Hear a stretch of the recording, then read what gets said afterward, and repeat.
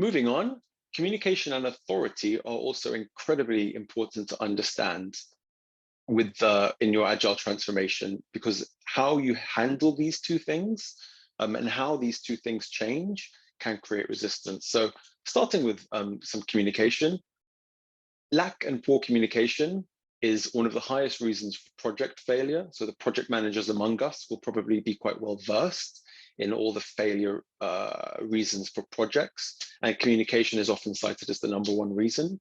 And I think that also contributes to transformation failure. How we communicate, essentially how we depart knowledge onto other people, can really influence how they react to that knowledge and that new idea. So take a second to think about how your agile transformation was communicated. How was it positioned? Who communicated it? Did anyone other than some fancy agile consultants play a role in communicating it? Because that can affect the credibility of the change. What you want there is someone that is known and trusted within an organization to spearhead the change and communicate it, because that lends credibility to it. If some outside organization or person came in and said, we're going to be doing everything different starting tomorrow, they don't have the credibility within an organization to really help adopt that, and that alone can create resistance. Was it a clear and repeated message?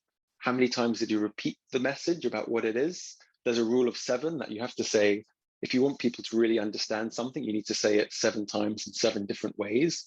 I think that's doubly important for such important initiatives, such as a transformation. So, not just an email, not just one all hands session in your organization. You've got to really be clear and repeat the message about why you're changing, how you're changing, and what the steps are along that change, to give people enough time and opportunities to understand it. And importantly, was there a feedback loop in your communication? Was it 2-way or just 1-way? Because if you're just shouting information at people, a lot of people don't like that. People like to be involved in a conversation, surprisingly. So, designing the change with other people can help mitigate against any miscommunication and help bring them on board. And this is just probably one of my biggest tips, how you communicate change to everyone. So next, as my intro said, I facilitate a lot of events myself. So I hold similar webinars to this. And I have the pleasure of hosting an event next week with Kent Beck, co-author of the Agile Manifesto and creator of XP, Scott Ambler, creator of Disciplined Agile, and Ivar Jakobsen, creator of UML and RUP. So I'm facilitating a little event with that. And while I was communicating what the event would be with them, we had a chat, and I sent an email to describe how the event's going to be run and how I'm planning to structure it. And I got a lot of negative feedback from one of them, and I really couldn't understand it. They were kind of opposed to the way I wanted to structure the meeting.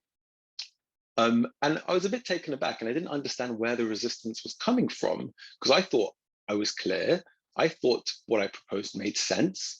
But one of them disagreed. And we chatted for about 20 minutes. And only at the very end of the 20 minutes did I just say something, I can't even remember what it was, that cleared up a misunderstanding that one of the panelists had. And all of a sudden they were like, oh, that's how that works. Well, in that case, I don't have any problems. And I went back and I read my initial email to him, and I kind of noticed that, yeah, okay, there's a different way that you could have interpreted something I said that would have led to you to believe something else. And it really just, again, reminded me how communication is so important. And there's so many opportunities for miscommunication. And this is really why you have to repeat your messages as much as possible and say it in different ways. Because if you just say something the same way constantly, you're not creating any space to correct any misunderstandings that they might have, because it's just the same message. So if you want to help people understand Agile, don't just tell them the same way constantly. Try to mix it up and be creative with how you convey that message. And again, going back to Dan Pink, if the message isn't clear, if the direction that the organization wants to go in with the Agile transformation isn't clear, it can affect purpose. Purpose is one of the 3 intrinsic motivators. And if people aren't aligned around purpose, then they naturally get demotivated. So communication, how you position your Agile transformation, how you work with your Employees, super important. Authority is also a really interesting one. So, agile ways of working isn't just about, it isn't the only ways of working, rather, isn't the only things that change in an agile transformation. It's not like you were doing waterfall and now you're doing Scrum, and that's the only thing that changes. Authority and influence shifts as well. With agile comes a flattened structure, usually, hopefully. And what this means is that decisions may be decentralized, decisions may be made at a lower level. And if your organization is particularly political, wherein rank and hierarchy determine decisions, then agile can be seen as a threat to those historic decision makers. It flattens structures, it pushes decisions to a lower level, and it follows an empirical process. So, it's not just someone's opinion or hippo, highest paid person's opinion, that counts anymore. The empirical process is part of the decision making. And again, that shifts authority and influence away from certain individuals or certain hierarchies.